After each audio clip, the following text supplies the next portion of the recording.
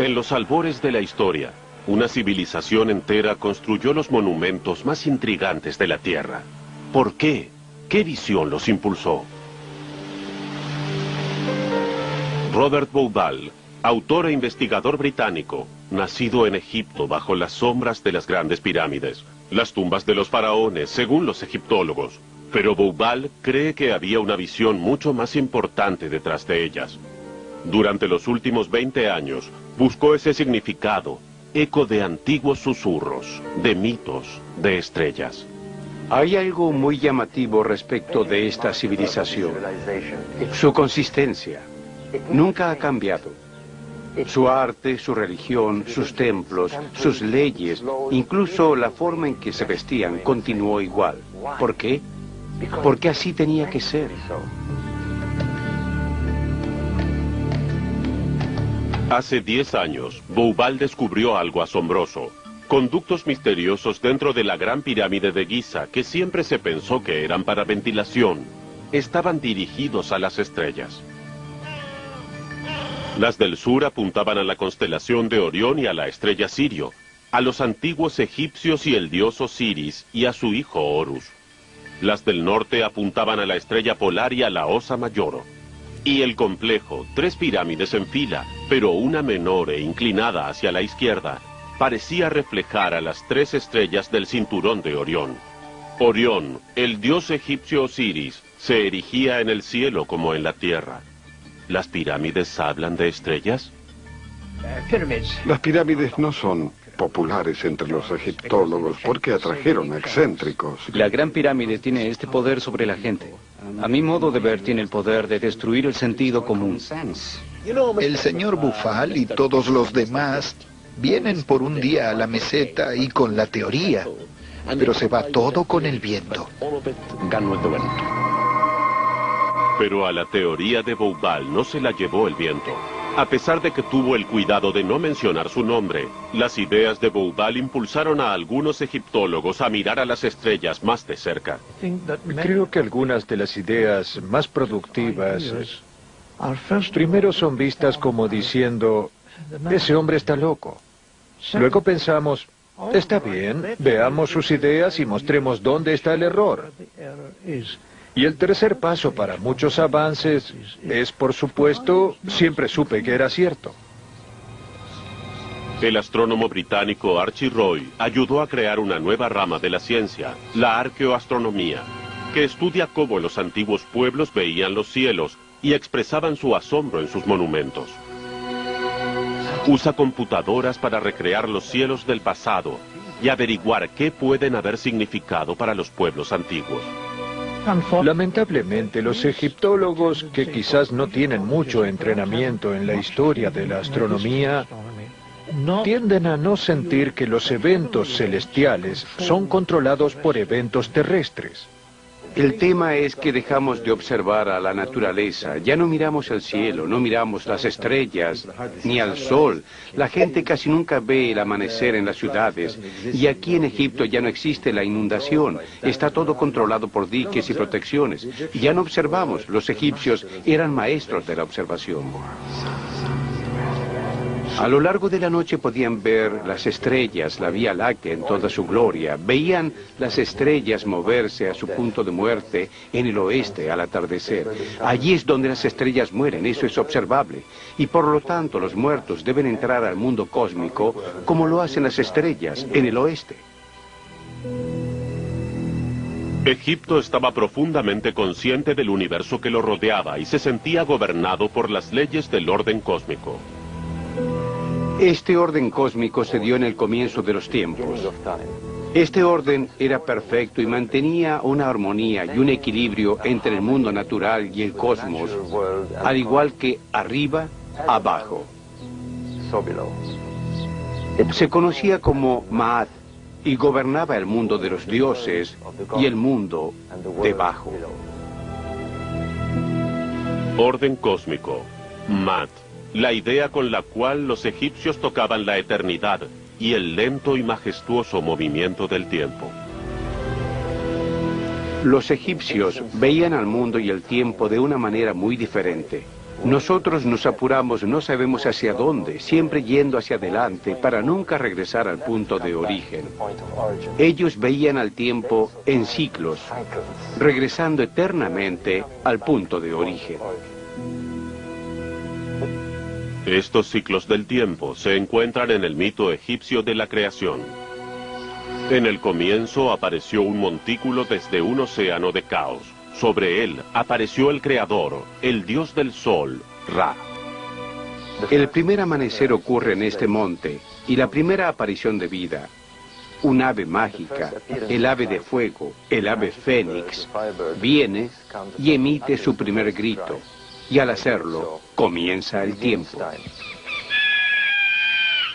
El grito del ave fénix puso en movimiento los ciclos del orden cósmico, las ruedas del tiempo. Y cuando el ciclo se complete, el ave fénix volverá a elevarse para poner un nuevo círculo en movimiento. En ese monte de creación fue construida Heliópolis, la ciudad del sol, el gran centro de aprendizaje de Egipto, donde los sacerdotes formularon su idea del universo. Y hay algo sobre la tierra de Egipto que explica por qué su gente se sentía gobernada por Mat, el orden cósmico que gobernaba los ciclos de la naturaleza. Todo Egipto sería así, si no fuera por un milagro de la naturaleza. Egipto es el regalo del Nilo, y el Nilo desde tiempos inmemoriales realiza un ciclo. Cada año, con la precisión de un reloj, las aguas del Nilo subirían e inundarían la tierra, convirtiendo a todo Egipto en un milagro de abundancia y prosperidad. Si uno realmente quiere entender al antiguo Egipto, debe entender al Nilo y sus ciclos. De eso se trataba Egipto, su magia, su sabiduría y por sobre todo su concepto de tiempo cíclico y eternidad. Y no es sorprendente que se concentraran por completo en este milagro anual. Un milagro anual. Cada año, a medida que un sol abrasador se acercaba al solsticio de verano a mediados de junio, Egipto se resecaba y moría bajo el calor del sol. El Nilo se reducía casi hasta desaparecer, y hombres y animales luchaban por sobrevivir.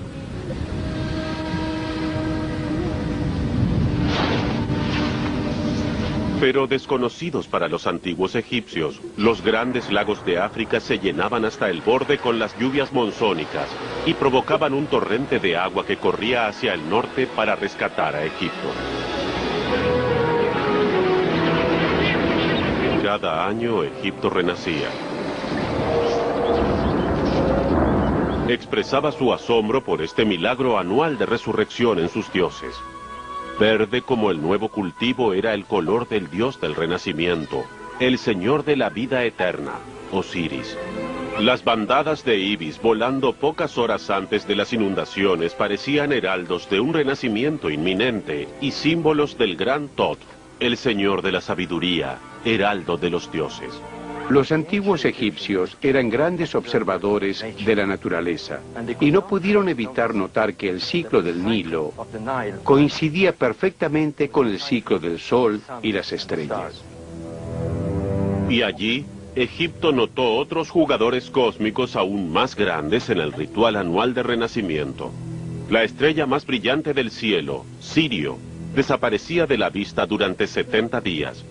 Pero al comienzo del solsticio de verano, justo antes del amanecer y con la llegada de las inundaciones, de pronto Sirio reaparecía. Estos 70 días eran considerados un período de magia y de metamorfosis de la estrella. Tan importantes eran estos 70 días que cuando prepararon la momia, la dejaron durante 70 días antes de celebrar el renacimiento. Y esperaron. Y como un maravilloso milagro, la estrella reapareció como estaba pronosticado al amanecer, exactamente a la hora que ellos habían visto en épocas anteriores. Apareció cuando el sol salía en el solsticio de verano y en el momento en que venía la inundación. No es de extrañar que esta estrella se convirtiera en la estrella del Renacimiento, en uno de los más grandes mitos del hombre. Un mito de la primera vez, Set-Tepi, la Edad Dorada, cuando los dioses gobernaban y Osiris y su consorte Isis traían esplendor, sabiduría y conocimiento a la tierra de Egipto. Pero Set, su hermano, se puso celoso, traicionó y mató a Osiris. El mundo cayó en un caos cuando Set cortó el cuerpo de Osiris y escondió cada parte por toda la tierra, y la sangre y la oscuridad invadieron Egipto. Pero Isis, su fiel consorte, buscó en cada rincón de la tierra y juntó las partes de su amado Osiris y las envolvió en lino, como la primera momia en ingresar a la eternidad. Sin embargo, no pudo encontrar el falo. Y fabricó un falo de oro con el cual se impregnó con la semilla de Osiris y dio a luz a un hijo, Horus, el hijo divino. Fue Horus quien se convirtió en el primer hombre Dios establecido, el primer faraón en gobernar Egipto. Y todos los faraones que siguieron creían que eran entidades reencarnadas de Horus.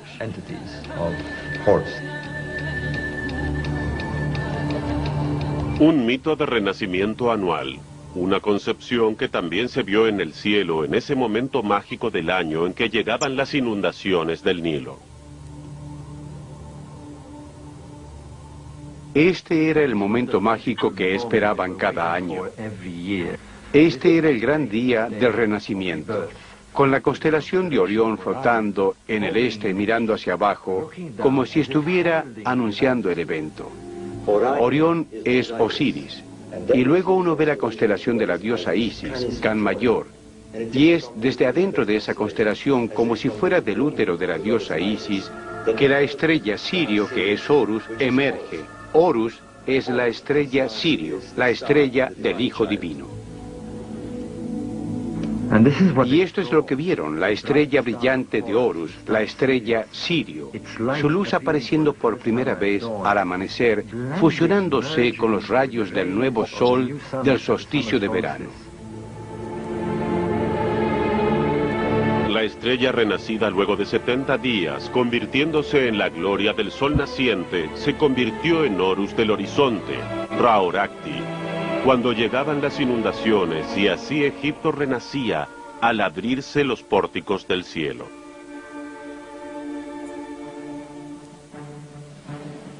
Echemos un vistazo a esto. Aquí está Set bendiciendo al faraón en oposición a Horus, su archienemigo. Esto significa que el orden y el desorden son parte del equilibrio cósmico. Y Set tiene un rol importante en su forma estelar, la constelación de la Osa Mayor. Bien la llamaban muslo. Uno de los ductos de la pirámide de Giza apunta a ella. El opuesto apuntaba a Sirio, haciendo de este monumento una metáfora de la resurrección, la búsqueda de la vida después de la muerte, cuando las almas entraban al reino de Osiris y se unían a las estrellas del cielo. Pero ¿dónde en el cielo? Este ducto dentro de la Gran Pirámide parece dar una respuesta. Cuando los egipcios miraban el cielo nocturno en el norte, veían un grupo de constelaciones que giraba en torno al polo en 24 horas. Estas eran las estrellas circumpolares. Los egipcios las llamaban imperecederas, las estrellas que nunca mueren. Y el motivo es porque estas estrellas nunca se ponen. Y no es sorprendente que ellos quisieran unirse a estas estrellas por la eternidad. Sabemos que existía un ritual muy importante que involucraba a estas estrellas para alinear las pirámides y los templos. El faraón y la sacerdotisa de la diosa Sachet estiraban una cuerda entre ellos para definir la dirección del templo, para alinearlo con las estrellas. Y aquí es hacia donde se dirigía. Apuntaba al grupo de estrellas que giraba alrededor del polo, las imperecederas, las estrellas que nunca se esconden. Y más particularmente miraba a esta constelación, la constelación que nosotros llamamos Osa Mayor y que ellos llaman el muslo. Porque había otra razón para concentrarse en estas estrellas. Las estrellas circumpolares literalmente giran las 24 horas. Uno puede usarlas como reloj. Ellos también notaron que la posición relativa entre la estrella que ellos observaban en la Osa Mayor y la estrella Sirio era muy cercana a 90 grados, casi como un cuadrado. Entonces, al moverse, uno solo tenía que conocer cuándo una estrella determinada estaba en un lugar determinado para predecir la salida de la estrella Sirio.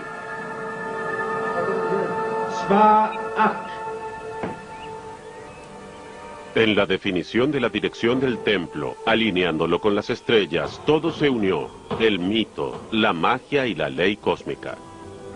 Era una forma de saber cuándo vendrían las inundaciones, una forma de predecir el milagro anual que traía la vida nuevamente a Egipto. Para Bubal, el redescubrimiento de este ritual casi olvidado fue un gran avance. Y aquí está Sachet, quien alinea el templo con las estrellas de la Osa Mayor. Está escrito en todas partes. El segundo avance llegó cuando empezó a encontrar un código encriptado en piedra. Este es el faraón Djoser, quien dio comienzo a la edad de la Gran Pirámide. Esta estatua también se encuentra en un misterioso cubículo de piedra, apoyado contra su pirámide en un extraño ángulo. Fue una gran suerte que este monumento único fuera encontrado intacto. Durante mucho tiempo se pensó que Djoser estaba mirando los rituales mágicos y sagrados de la corte. Pero no podía hacer eso por la inclinación. Está mirando arriba, está mirando al cielo del norte. ¿Por qué? Estaba mirando hacia este lugar en particular, 16 grados por encima del horizonte y 4 grados a la derecha del eje norte-sur del cielo. Está mirando el pasaje de esta estrella, la estrella casco del muslo. ¿Por qué? La explicación es tan simple como dramática. Si en este preciso instante uno gira al este, veremos el momento mágico de la salida de la estrella Sirio. El arquitecto ha puesto todo el complejo dentro de la maquinaria del cielo y el renacimiento. Esa era la clave, porque más tarde descubrí que este ritual fue realizado a lo largo de toda la civilización egipcia, todo el tiempo, hasta el final, e incluso hasta el comienzo del período greco-romano. El gran templo de Endera, construido entre 1000 y 2000 años después de las pirámides. Incluso en sus fases finales, el antiguo Egipto susurra el mismo secreto sagrado aquí. Este templo tiene su eje principal alineado con la Osa Mayor hacia el norte. Y aquí está Sachet, la diosa que alinea el templo con las estrellas de la Osa Mayor. Está escrito en todas partes. Expresado para que todos lo vean, la otra alineación del templo con la salida de la estrella Sirio. Lo que parece confirmar esto es que hay dibujos que muestran al rey Horus con una lanza apuntando a ese lugar en la constelación.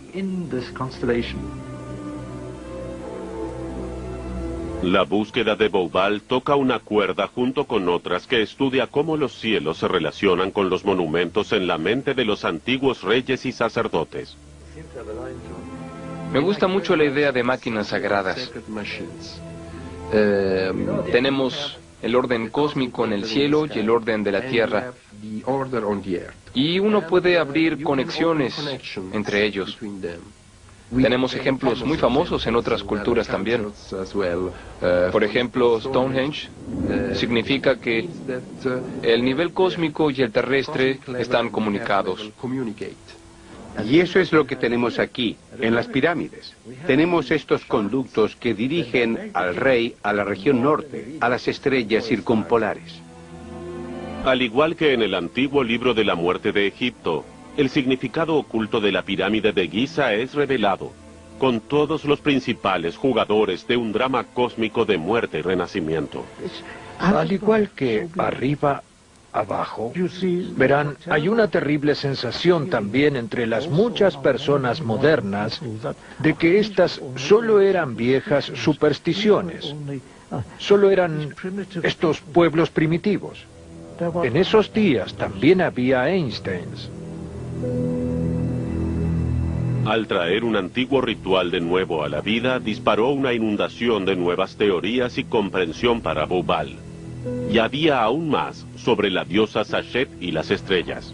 Sachet, pero ahora está registrando los jubileos, los grandes festivales Hebset.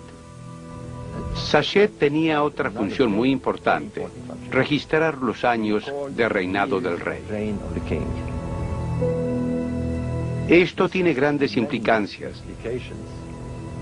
Significaba que ella tenía el poder de decidir cuánto tiempo reinaría el rey, cuánto tiempo viviría, los años de vida, porque eso era lo que los reinados significaban. Esto está relacionado con eso, el primer complejo de pirámides, la pirámide de Djoser en Saqqara. Aquí es donde él tuvo que probar su virilidad y su poder. Festividades maravillosas, colores, procesiones, princesas, sacerdotes, todos venían aquí y celebraban durante 5 días. Y el crescendo como una corrida española. Esperaba que el rey saliera físicamente casi desnudo, envuelto en un taparrabo y teniendo que correr alrededor de una corte, un microcosmos de Egipto. Y si él podía hacer eso y aún mostrar su potencia, quizás incluso correr tras un toro salvaje, entonces la multitud lo aclamaría y le entregaría su reino. Pero si no lo hacía, si encontraban que el rey era viejo o incapaz, el país sufriría el mismo destino.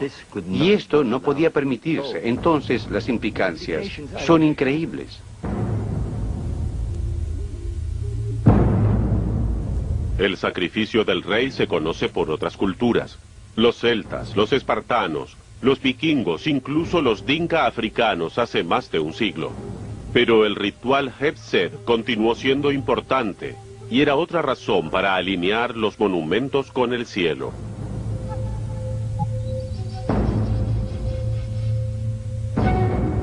Siempre ha sido un misterio por qué el gran camino que va de la segunda pirámide al lado de la Esfinge está alineado 14 grados de la línea central de la Esfinge. Veámoslo en la computadora. Nos dicen que celebraban el jubileo el 22 de octubre. Veamos qué ocurre ese día. Podemos ver que el sol sale 14 grados al sur del este. Esta es exactamente la alineación de la calzada elevada de la Esfinge. Esto solo debería sugerir que una de las funciones de la necrópolis de Giza era celebrar el jubileo real. Y encontramos esto en todo Egipto. El gran monumento de Abu Simbel, 1500 años más joven que las grandes pirámides y la Esfinge. Su eje está en un ángulo similar a la calzada elevada de la Esfinge, el ángulo del jubileo. Este es el amanecer del 22 de octubre, el día de Hebset. Lamentablemente, debido al lago Nasser, la luz del sol está un poco difusa. Pero si estuviera aquí para presenciar la agudeza de la luz, primero se iluminarían los babuinos. Estos babuinos en la antigüedad bajaban a la costa del Nilo y cuando el sol salía saludaban a la luz y parloteaban y gritaban de alegría como si le hablaran al dios sol. Luego la luz del sol baja y brilla sobre Ra Orakti y en el disco del sol también, es decir, en su cabeza. Y eventualmente la luz golpea en la cara de los 4 colosos que representan a Ramsés II.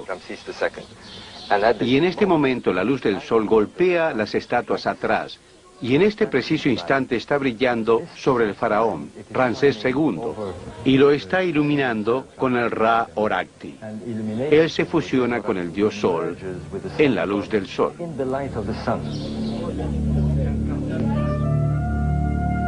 ¿Quién era entonces el faraón, constructor de estos monumentos del cosmos? Toda esta atención al cielo, esta idea de máquinas sagradas, estaba dirigida como la base del poder. El faraón era el dictador, basaba su poder en las estrellas.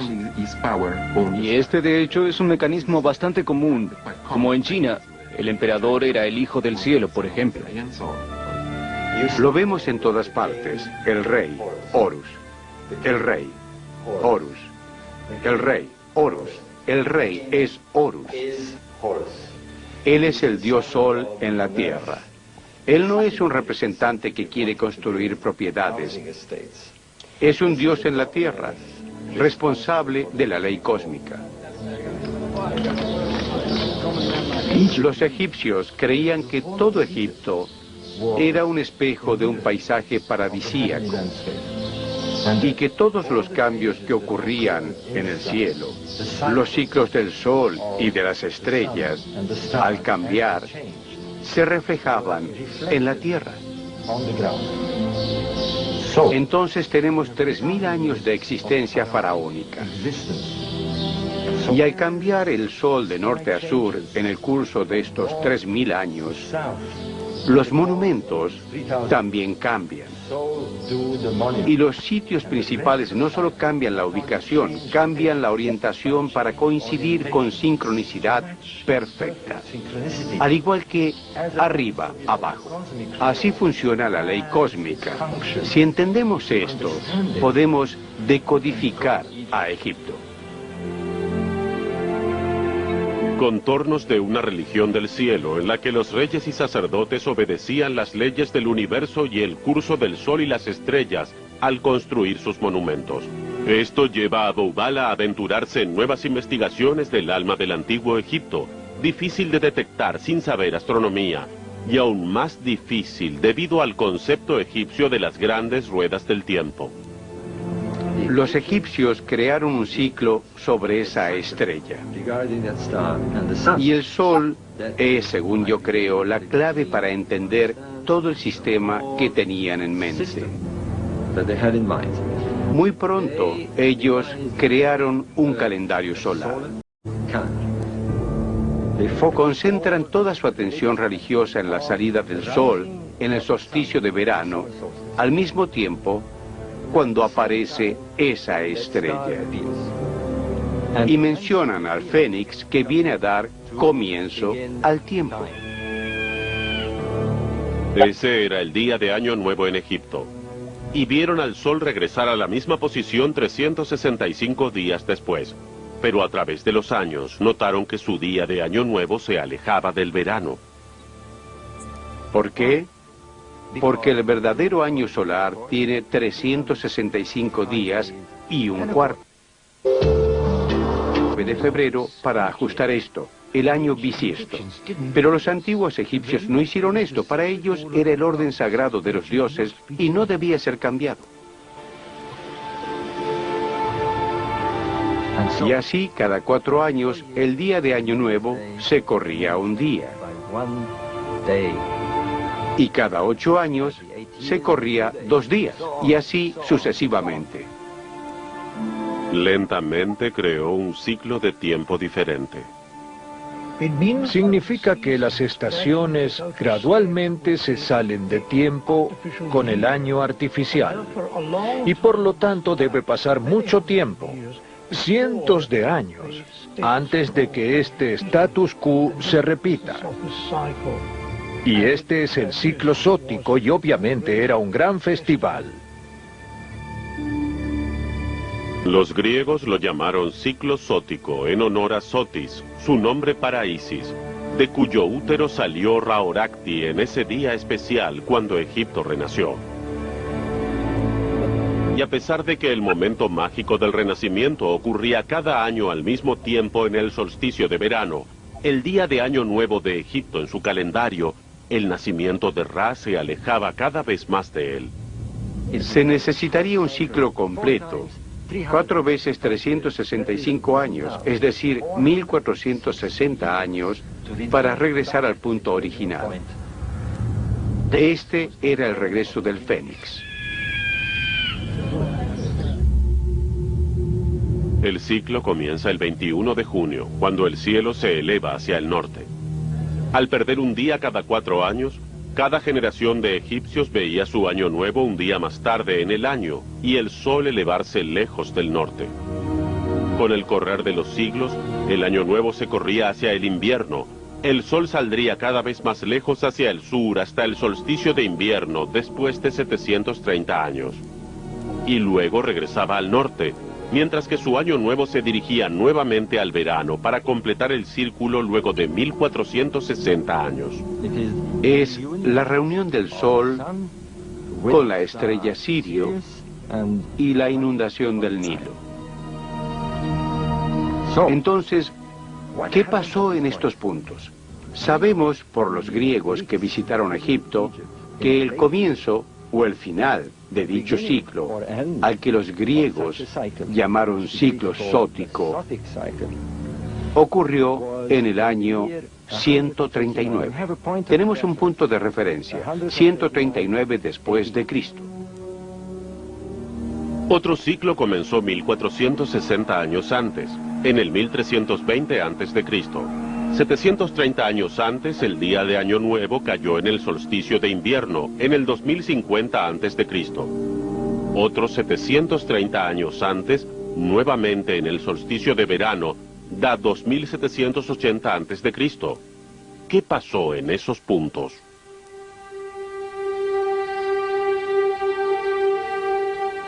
Bueno, en 2780 a.C. vemos mucha actividad, una explosión de la construcción. Las pirámides son construidas en el norte. Templos, se erige el templo de Heliópolis, se erige la ciudad de Memphis, los templos solares de Abu Ghorab. Siglos antes, el centro de Egipto se había movido del sur, en Hieracrópolis, al norte, y fue el repentino comienzo de la gran era de las pirámides. Aquí es donde todo comenzó en el año 2800 a.C.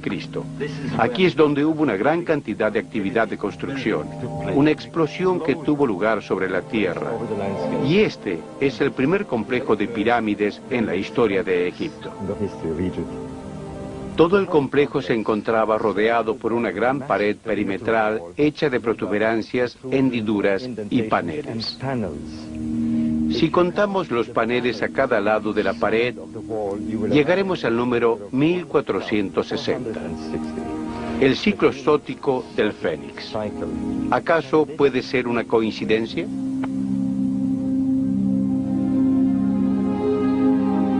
En 2780 el nacimiento de Ra-Horakhti ocurrió en el solsticio de verano, cuando el sol salió en el extremo norte. Esto significa que luego de 730 años, el nacimiento de Ra-Horakhti, el día de Año Nuevo, habría cambiado del solsticio de verano al norte al solsticio de invierno en el sur, al amanecer. Si es cierto que los antiguos egipcios creían que su tierra era una imagen de los cielos, entonces deberíamos encontrar un centro en el sur distante. 730 años más tarde, luego del establecimiento del calendario, que está dirigido al solsticio de invierno. ¿Y qué encontramos aquí? Encontramos el centro de Karnak, que comenzó en el año 2050 a.C., exactamente 730 años después del establecimiento del calendario. Y vemos que su eje está dirigido al solsticio de invierno.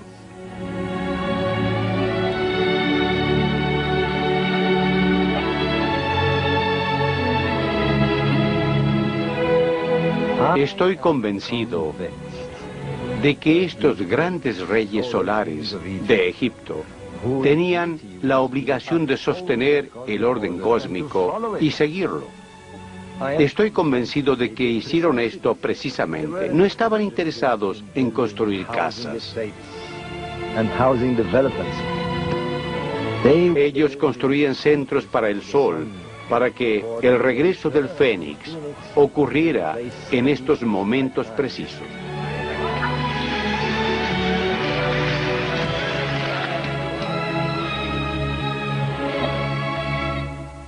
El centro de Karnak comenzó en el año 2050 a.C. Si agregamos 730 años más adelante en el tiempo, Llegamos al año 1320 antes de Cristo. Nuevamente esperaríamos que un importante evento tenga lugar. Esperaríamos encontrar un faraón que llevaría el culto del sur nuevamente al norte. ¿Y qué tenemos aquí? Al faraón hereje Akenatén llevando su culto a una nueva ciudad en Tel el Amarna. En el decenio anterior al año 1320 a.C., el gran nacimiento de Ra, cuando el ciclo zótico estaba nuevamente completo, emerge la figura más enigmática de la historia de Egipto, Akenatón. Él hizo un cambio dramático. Los egipcios adoraban a muchos dioses y ahora este individuo viene y dice no, adorarán solo a lo que está detrás del sol. Era un hombre profundo que pensaba en lo que creemos hoy, la idea de un solo Dios. Y es por eso que yo le digo a la gente que siempre hago una reverencia frente a este hombre, Akenatén. Akenatén se deshace de toda la iconografía y solo retiene el disco solar como su imagen del dios Sol. Y luego hace algo mucho más radical. Uno tiene que meterse en la mente de este rey enigmático. Aquí está, luego de 1400 años de espera para que el orden se restableciera. Y él es el elegido, es el faraón que nació en ese momento. Debe haber explotado en su mente que era una clase de Mesías solar, el que traería el orden nuevamente. Esta es la gran visión de Akenatén. Quería hacerlo con tanto fervor que fue contra el clero, fue contra todos los consejos de la época, y tomó a todos los sacerdotes, a toda la nobleza, a toda su familia, de una sola vez, en muchos éxodos, a una nueva ciudad, a Tel el Amarna. Y allí estableció un gran templo al dios del disco solar, Atón. Es posible que al completarse el ciclo zótico, cuando todo se unía nuevamente, se haya inspirado la revolución de Akenatón.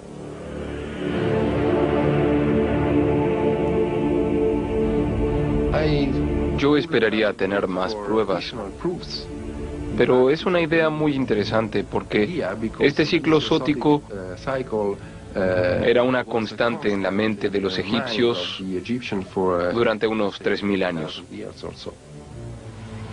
Aquí tenemos un plano del gran templo de Atón. Y lo interesante es que tiene 730 altares. El número zótico otra vez. Este es un período que ha fascinado a una generación tras otra, pero nada más fascinante que la enigmática reina Nefertiti. Y ella probablemente se bañaba aquí, en esta piscina. El único error de Akenatén fue que hizo que los egipcios adoraran al nuevo Dios a través de él. Los egipcios pensaban que él era la conexión entre ellos y Atón. Y es por eso que él era el dios. Cuando murió, Atón quedó completamente terminado y los otros dioses regresaron. Estoy parado en la entrada del gran templo de Atón de 500 metros de largo. Y esto es todo lo que queda de una gran idea perdida en los escombros y el polvo del tiempo. Terremotos como el de San Francisco. 20 viene después de la muerte de Akenatón, en tiempos de agitación, disputa civil, incluso invasión extranjera. El ideal zótico parece desvanecerse con el tiempo. Pero hay otro fenómeno que trae a Boubal a una propuesta que incluso llega más lejos y es más controvertida sobre el antiguo Egipto y cómo observaba las estrellas. Cuando hablamos de las estrellas, no se trata solamente de su viaje a través del cielo nocturno. Hay algo más que considerar. ¿Recuerdan el trompo de su infancia? Imaginen que esta es la Tierra y que cada revolución es un día. Pero vean qué sucede. Es el ABC de los astrónomos. Muy lentamente el eje de la Tierra rota. Un giro cada 26.000 años. Y el efecto de esto es que las estrellas parecen moverse lentamente en el ciclo de 26.000 años al que llamamos precesión. La precesión hace que nuestro Sol parezca salir en diferentes constelaciones en periodos de 2000 años y que las estrellas suban y bajen lentamente a través de las épocas. Bauval cree que los egipcios con el tiempo tomaron conocimiento de ella. Veamos este ejemplo en Elefantina, al sur. Satet, diosa de la inundación del Nilo. Y este su templo tiene sus orígenes en el antiguo reino alrededor del 2500 a.C. Pero hay varios templos construidos uno sobre el otro como una torta de bodas. Aquí vemos el templo final construido en la época de Cristo. Y lo sorprendente es que el eje de cada templo sucesivo está dirigido a la estrella Sirio en el momento en que el templo fue construido, probando su obsesión por esa estrella y cómo la observaron a través de los siglos. Podemos observarla en Dendera o en el templo de Karnak. Aquí también podemos ver cómo el eje del templo cambia en la dirección de la estrella del norte. Si el antiguo Egipto notó la precesión a través de los milenios, entonces Bauval llega a una increíble posibilidad. Está relacionada con el núcleo de su ser donde convergen los mitos. Seb-Tepi, la primera época, donde los egipcios creían que todo comenzó. El montículo de la creación. Pero ¿cuándo comenzó? La controversia giraba en torno a la edad de la Esfinge. Algunos creen que es miles de años más antigua de lo que se piensa, pero no hay duda de hacia dónde mira.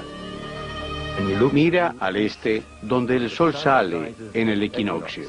Es obvio que es un marcador del tiempo, pero el tiempo que realmente dice es el primero, el comienzo de los tiempos, Seb-Tepi. Cuando el rey león en la tierra miraba al león cósmico y el sol en el 11.500 antes de Cristo. ¿El 11.500 antes de Cristo? Pero los astrólogos la llamarían la edad de Leo, cuando el sol salió en esa constelación. Y si el antiguo Egipto creía que al igual que arriba era abajo, el león de la tierra de hecho miraría al león en el cielo. La idea de que sea un león. Esta gente que erigió estos monumentos era muy inteligente y no dejaron nada al azar. Tenían un buen escenario lógico según sus creencias y lo respetaron. Y hay más cosas que sugieren un escenario increíble. ¿Recuerdan la precesión? El 11.500 antes de Cristo es el momento en que Sirio apareció por primera vez en la tierra de Egipto, el mágico día del Renacimiento. Esto es lo que yo creo que los egipcios querían decir cuando hablaban de la primera vez y la llegada del Fénix para crear el ciclo del tiempo. Miremos este paisaje con detenimiento, este lugar, esta región donde nos dicen que fue el comienzo del tiempo, el momento de la creación, el Seb-Tepi. Bajo los faraones, las pirámides de Giza tenían sus puntas cubiertas en oro. Los egiptólogos se preguntan si esto los conectaría con otros monumentos. El padre de la astronomía, el griego Eudoxus, describe una torre grande donde los sacerdotes de Egipto venían a observar las estrellas y que los antiguos llamaban Letópolis, a unos 10 kilómetros al norte de la Gran Pirámide. Su diagonal apuntaba al gran templo de Heliópolis. Las tres formaban un triángulo equilátero, visible noche y día, mientras el sol y la luna iluminaban sus puntas doradas. Imaginen que estaban en Letópolis, en el año 11.500 a.C., y que estaban mirando directamente al sur. ¿Qué verían? Un paisaje increíblemente similar al que tienen en la Tierra. El Nilo, alineado con la Vía Láctea. Las tres estrellas del cinturón de Orión exactamente en el mismo ángulo y en la misma configuración que las pirámides en la Tierra. Y al ir al este, esto es lo que verían. La constelación de Leo, Orakti, en el cielo, directamente sobre el templo de Ra Orakti. Y poco tiempo después, verían el sol brillando justo por encima del templo. Esto no puede ser una coincidencia. El cielo en una imagen de un pasado increíblemente distante. Y Bouval ve aún más cosas que apuntan al año 11.500 a.C. Para los antiguos egipcios, los 70 días en que la estrella Sirio desaparecía del cielo eran cruciales. Todo Egipto esperaba el momento del renacimiento durante estos 70 días. Ahora veamos qué sucede en el cielo. El sol está aquí, en esta posición, en Leo, cuando la estrella renace al amanecer. Pero veamos qué ocurrió 70 días antes. Todo el paisaje del cielo parece resbalar y el sol se mueve hacia atrás. Vamos a un lugar por aquí, al oeste de la Vía Láctea. Si arriba es igual que abajo, el oeste de la Vía Láctea debería llevarnos al oeste del Nilo. Si esta teoría es correcta, si estas tres estrellas representan a las tres pirámides en la Tierra, sabemos que las pirámides están separadas 950 metros. Trabajando en la misma escala, esta distancia debería ser unos 9,5 kilómetros. Deberíamos encontrar alguna clase de templo del Sol, probablemente una especie de muelle del Sol, donde éste está por cruzar la Vía Láctea y dirigirse hacia la constelación de Leo, el templo de Orakti en el cielo. Entonces, veamos qué tenemos en la Tierra. Como anticipamos, aquí estamos en el templo del Sol de Abu Ghorab. Y si seguimos la alineación de este eje, veremos que está exactamente a 9,5 kilómetros de la Gran Pirámide de Giza. Esta área parece ser una especie de puerto faraónico religioso, incluso con un barco y una calzada elevada dirigida a Heliópolis en esa dirección. Tenemos un paisaje interrelacionado. Heliópolis, Letópolis, Giza, Abu Ghorab, y que parece ser exactamente la imagen del paisaje de la primera vez en el cielo. Un espejo del cielo en 11.500 a.C. Bastante exagerado. ¿Bouval quiere decir que los monumentos fueron construidos miles de años antes de lo que pensábamos?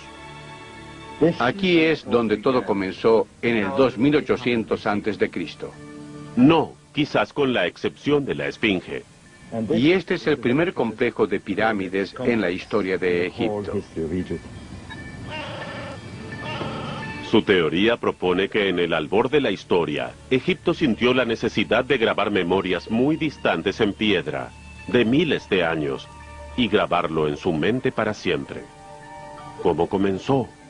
¿Existió un evento así? Egipto experimentó cambios importantes y dramáticos hacia el final de la era del hielo, cuando inundaciones excepcionalmente altas cubrían la tierra.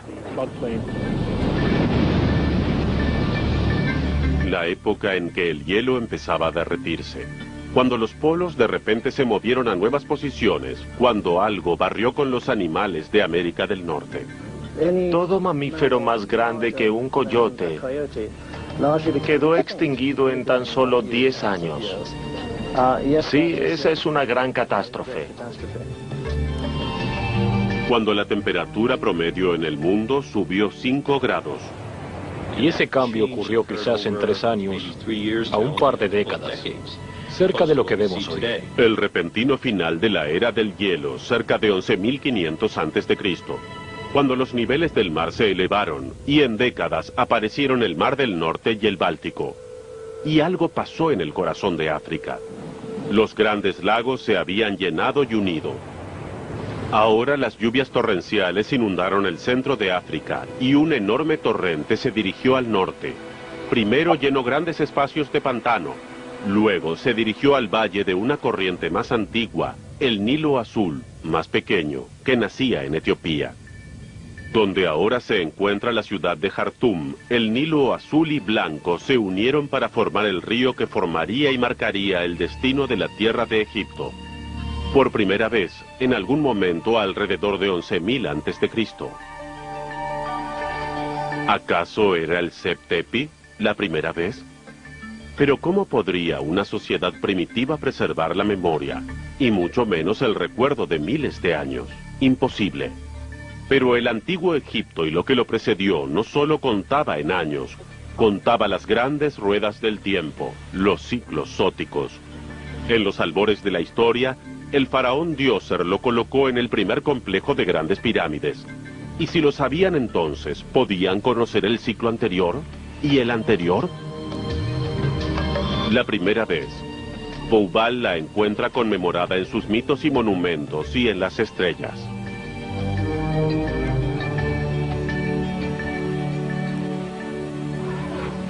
Alejandría hacia los comienzos de nuestra era. El general romano Julio César está demasiado absorto en los misterios egipcios para escuchar a los embajadores de su última reina, Cleopatra.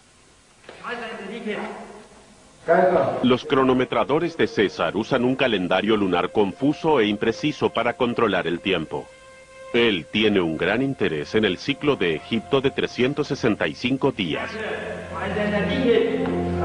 Un dispositivo cronometrador superior. Ellos habían entendido el orden cósmico. No necesitaban una reforma del calendario.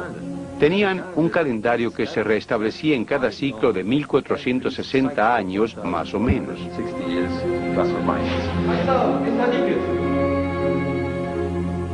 Finalmente, César da nombre a los meses que conocemos y adopta el calendario egipcio, pero no completamente.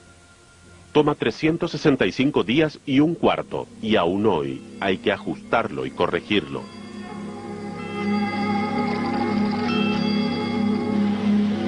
En lugar de las grandes ruedas del tiempo cíclico de Egipto, el tiempo se mueve hacia adelante. Dios sabe a dónde.